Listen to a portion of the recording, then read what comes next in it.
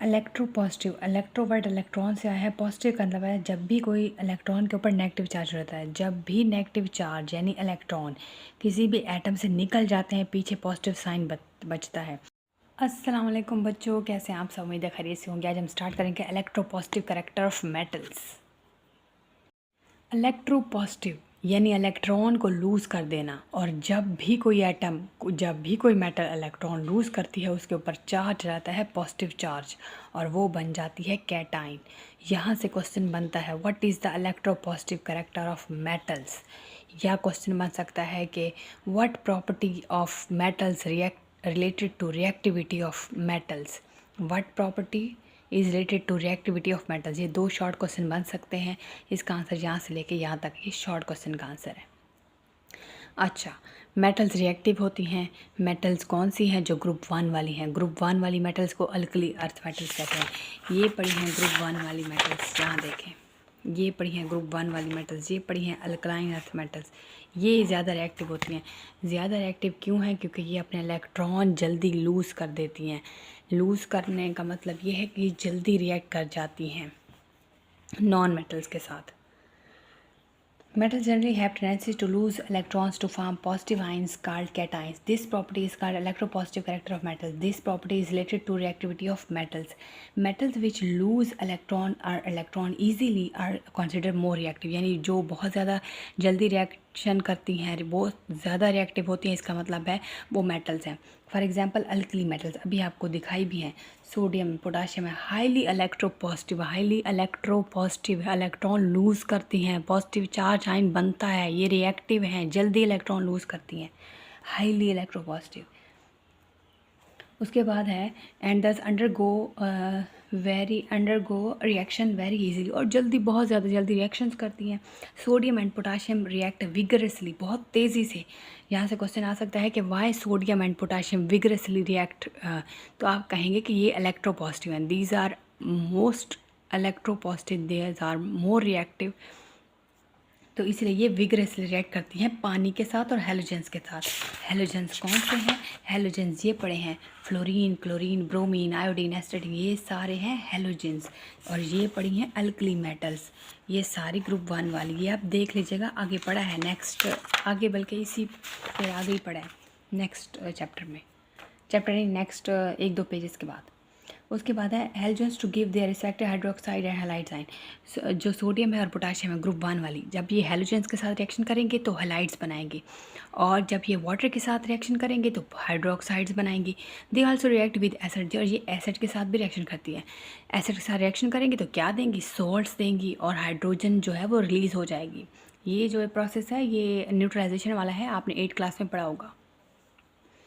उसके बाद है यहाँ से, अच्छा, ये क्वेश्चन आ सकता है कि विच इलेक्ट्रोपॉजिटिव मेटल, यहाँ से एमसीक्यूज बन सकता है, कौन जो है वो विगरसली रिएक्ट करती है वाटर और हेलोजेंस के साथ, तो वो सोडियम और पोटाशियम है। और यहाँ से क्वेश्चन 2 किस्म के क्वेश्चन बन सकते हैं, आपने अपना कॉन्सेप्ट क्लियर रखना है, ठीक है, कि वो जो सोडियम है और पोटाशियम वो विगरसली, बहुत तेज़ी से रिएक्ट करती हैं वाटर के साथ, और वो उसके हेलोजेंस के साथ रिएक्शन करती हैं, और हेलोजन के साथ रिएक्शन करके, वाटर के साथ रिएक्शन करके हाइड्राइड्स बनाती हैं, और क्या बनाती हैं?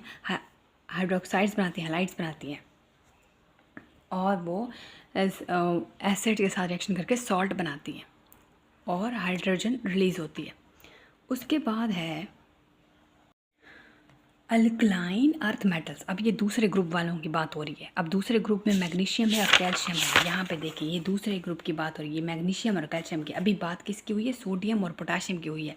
अब किसकी बात हो रही है? मैग्नीशियम और कैल्शियम की बात हो रही है। Magnesium, calcium on other hand lose their outer electron less easily, मतलब ये इलेक्ट्रॉन लूज़ तो करती हैं लेकिन बहुत ही कम, यानी लेस रिएक्टिव है। तो हाई रिएक्टिव कौन है? हाई रिएक्टिव वो सोडियम है, पोटाशियम है, यानी पहले ग्रुप वाली अल्कली। और जो, अच्छा, पहले ग्रुप वालों को अल्कली अर्थ मेटल्स कहते हैं। ये अल्कली क्यों कहते हैं? अल्कली इसलिए कहते हैं कि ये पानी के साथ रिएक्शन करके बेस बनाती हैं, अल्कली बनाती हैं, हाइड्रोक्साइड बनाती हैं। सोडियम पहले ग्रुप की मेटल है, और रिएक्शन करके क्या बनाएगी? सोडियम हाइड्रोक्साइड बनाएगी। अच्छा, तो पानी के साथ रिएक्शन करके ना, ये जो पहले ग्रुप वाली मेटल्स है, फॉर एग्जांपल सोडियम है, तो ये पानी के साथ वाटर के साथ रिएक्शन करके ये सोडियम हाइड्रोक्साइड बनाती है, इसलिए ये अल्कली है, ठीक है। तो पहले ग्रुप वालों को हम अल्कली कहते हैं, तो अल्कलाइन अर्थ मेटल्स दूसरों को कहते हैं, दूसरे ग्रुप वाले को कहते हैं जो इसके साथ है। लूज, अब ये लेस इलेक्ट्रोपॉजिटिव हैं, लेस इलेक्ट्रॉन लूज करती हैं, लेस रिएक्टिव हैं देन अल्कली मेटल्स। क्यों? क्योंकि इनके आखिरी शेल में होते हैं 2 इलेक्ट्रॉन। पहले को तो निकालना आसान है, दूसरे को निकालना बहुत मुश्किल है। और जो अल्कली मेटल्स हैं उनके तो आखिरी शेल में ऑलरेडी एक ही इलेक्ट्रॉन पड़ा है, तो वो तो जल्दी लूज़ कर जाएंगे, इसलिए हाई रिएक्टिव है। और ये जो है लेस विग्रस रिएक्शन करती हैं वाटर और हाइड्रोजन के साथ। Aluminium is very highly electropositive metal, it is readily react with mineral acid to form salt and hydrogen. Aluminium का है, आपने लिखना है कि कौन सी, पूछ सकते हैं कौन सी ऐसी मेटल है जो हाईली इलेक्ट्रोपॉजिटिव है।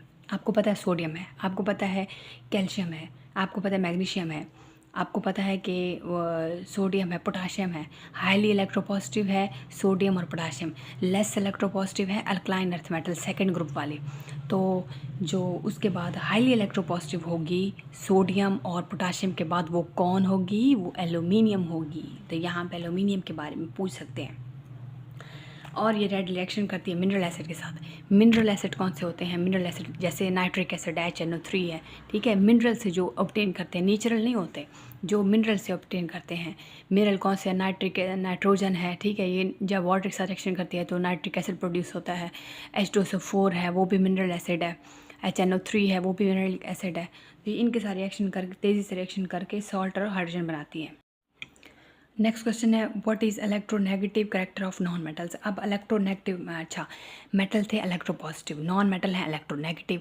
इलेक्ट्रोनेगेटिव का मतलब क्या है कि ये इलेक्ट्रॉन एक्सेप्ट करेंगे। इलेक्ट्रोनेगेटिव नाम से ज़ाहिर इलेक्ट्रोनेगेटिव है, उधर से इलेक्ट्रोपॉजिटिव नाम से ज़ाहिर है कि इलेक्ट्रॉन लूज़ करके पॉजिटिव आयन फॉर्म होती है, और यहाँ से नाम से ज़ाहिर है कि इलेक्ट्रोनेगेटिव जो है वो गेन करेंगी, नेगेटिव आयन चाहेंगी, उन्हें और चाहिए negative ion.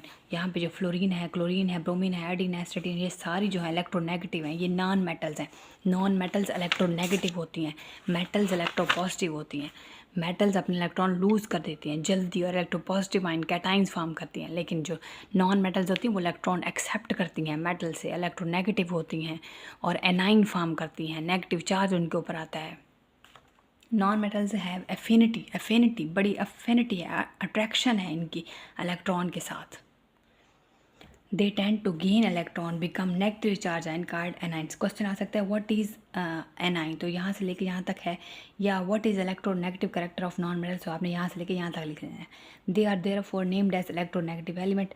Fluorine is the most, ये MCQs आपको आ सकता है। कौन जो है इलेक्ट्रोनेगेटिव, तो लिख दिया कि ये इलेक्ट्रॉन लेती है, लेकिन कौन ज़्यादा इलेक्ट्रोनेगेटिव है, कौन ज़्यादा इलेक्ट्रॉन की खींचने की ताकत रखता है, तो वो फ्लोरीन है। अच्छा, फिर उसके बाद पीरियोडिक टेबल में कौन सा है? ये देखिए, फ्लोरीन है ज़्यादा इलेक्ट्रोनेगेटिव, ये इलेक्ट्रॉन खींचता है। अच्छा, उसके बाद कौन सा है? उसके बाद ऑक्सीजन है। उसके बाद कौन सा है? नाइट्रोजन है। फिर कौन सा है? क्लोरीन है। फ्लोरीन, ऑक्सीजन, नाइट्रोजन, क्लोरीन, ये तीनों है। पहले नंबर पे फर्स्ट पोजीशन किसकी है? फ्लोरीन की है। हाईली इलेक्ट्रोनेगेटिव, जल्दी से इलेक्ट्रॉन एक्सेप्ट करेगा। ऑक्सीजन सेकंड नंबर पे, ये थर्ड पे, ये फोर्थ पे। Non metals readily react with metals, ये नॉन मेटल अभी मैंने आपको बताया था कि वो मेटल के साथ रिएक्शन कर देते हैं, फॉर्म आयनिक बॉन्ड्स, तो आयनिक बॉन्ड बनाती है। कैसे? अभी पीछे हमने सोडियम क्लोराइड पढ़ा है, सोडियम मेटल थी पहले ग्रुप की, और क्लोरीन नॉन मेटल थी, यही ये वाली थी, ठीक है। यहाँ बता भी देती हूँ, ये सोडियम है पहले ग्रुप की और ये क्लोरीन है। जब ये दोनों रिएक्शन करते थे तो आयनिक बॉन्ड बनता था। सोडियम ने अपना इलेक्ट्रॉन लूज़ कर दिया था, क्लोरीन ने वो एक्सेप्ट कर दिया था। क्लोरीन नॉन मेटल थी, सोडियम मेटल थी, ठीक है। तो ये मेटल से के साथ रिएक्शन करके आयनिक बॉन्ड बनाती हैं। Non metals combine with other non metal, अब ज़रूरी नहीं है कि ये सिर्फ मेटल के साथ ही कंबाइन हो, ये नॉन मेटल के साथ भी कंबाइन हो सकती हैं, और ये मालिकुलर सब्सटेंसेस फिर बन जाती हैं, उनके साथ फॉर्म करती हैं। अच्छा, नेक्स्ट है हमें कंपेयर करना है properties of ionic and covalent compound की प्रॉपर्टीज़ कैसी होती हैं, उनको कंपेयर करना है। ये लॉन्ग क्वेश्चन आ सकता है। Ionic compounds are oppositely charged ions are properly arrange to give crystalline structure. आपने इधर हेडिंग देनी है क्रिस्टलाइन स्ट्रक्चर की, ठीक है। क्रिस्टलाइन स्ट्रक्चर की कर लो, या आप कर लो कि चार्ज अपोजिटली चार्ज आयन की कर लो, आपकी मर्ज़ी। क्रिस्टलाइन स्ट्रक्चर कर दो। As a whole compound is neutral these, क्योंकि ये oppositely charged ionic compound positive negative से बनते हैं, आयन से बनते हैं, तो इनका वैसे देखा जाए तो क्रिस्टलाइन स्ट्रक्चर रहता है। 3 डायमेंशनल क्रिस्टलाइन ने सेल की एग्जांपल दी। There exist strong electrostatic force between ions, इनके स्ट्रॉन्ग इलेक्ट्रोस्टैटिक फोर्स होती है इनके आयंस के दरमियान। फर्स्ट देख, उसके बाद कोवेलेंट कंपाउंड कैसे होते हैं, ये डिस्क्रीट, ये बिखरे हुए होते हैं, न्यूट्रल मॉलिक्यूल्स होते हैं। स्ट्रॉन्ग इलेक्ट्रोस्टैटिक फोर्स इनकी भी होती है इनके न्यूक्लियाई के दरमियान, इनके दो आयंस के दरमियान होती है ना, इनकी न्यूक्लियाई के दरमियान होती है। एंड शेयर्ड इलेक्ट्रॉन्स, वो जो इलेक्ट्रॉन शेयर किए पड़े होते हैं उनके दरमियान होती है। Ionic compounds are usually solids, आपने यहाँ हेडिंग देनी है सॉलिड्स की, और इनके मेल्टिंग और बॉइलिंग पॉइंट बहुत ज़्यादा हाई होते हैं। सोडियम क्लोराइड का जो मेल्टिंग पॉइंट है वो 801 है। ये MCQs आ सकता है, ये शॉर्ट क्वेश्चन आ सकता है कि सोडियम क्लोराइड का मेल्टिंग पॉइंट क्या है, तो वो 801 है, 804 नहीं है, 801 है, ठीक है।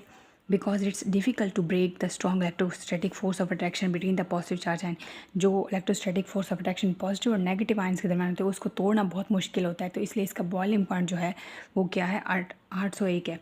कोवेलेंट कंपाउंड्स क्या होते हैं, ये दो या दो से ज़्यादा नॉन मेटल से मिलकर बने होते हैं। लोअर मालिक्यूलर मास, इनका मास कम होता है, ये गैसेस हो सकती हैं या लिक्विड हो सकते हैं, इनके जो लो बॉइलिंग लिक्विड्स हो सकते हैं। High molecular mass covalent compounds exist है सॉलिड। अब इसमें हाई मालिक्यूलर वाली भी हैं और लो मालिक्यूलर वाली भी हैं।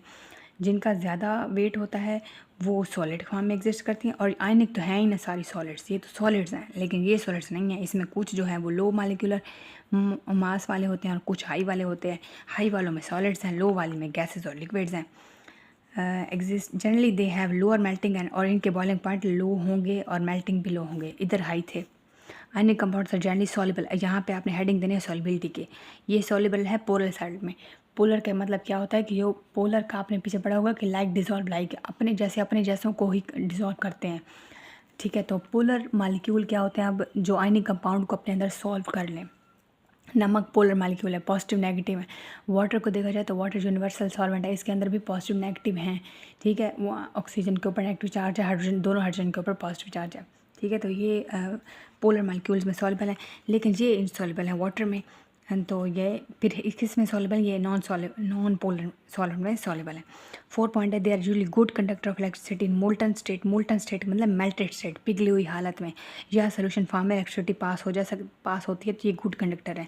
देयर कंडक्टेंस, और इसकी कंडक्टेंस क्यों है, आयंस की वजह से, जहाँ पे आयंस होंगे वहाँ कंडक्टेंस होंगी। उसके बाद है कि यहाँ पे 4 पॉइंट है, यहाँ पे they are usually bad conductor of electricity, ये बैड कंडक्टर है। अच्छा, कोई बात समझ रहा है ज़रूर पूछिएगा। मिलते हैं नेक्स्ट लेक्चर पर, अपना ख्याल रखिएगा। थैंक यू सो मच, अल्लाह हाफिज़। इजी कैम ऑफिशियल के इजी कैम ऑफिशियल के पेज के ऊपर हर चैप्टर के नोट्स अवेलेबल होंगे बहुत जल्द, और अभी तक पहले चैप्टर के अवेलेबल हैं, आप वहाँ से देख लीजिएगा। और वीडियो के एंड पे भी अवेलेबल होते हैं, आप वहाँ से भी एक बार देख सकते हैं, वीडियो को पॉज करके देख सकते हैं। पूरी वीडियो देखा करें, क्योंकि जब तक पूरी वीडियो नहीं देखेंगे तब तक कॉन्सेप्ट आपका क्लियर नहीं होगा।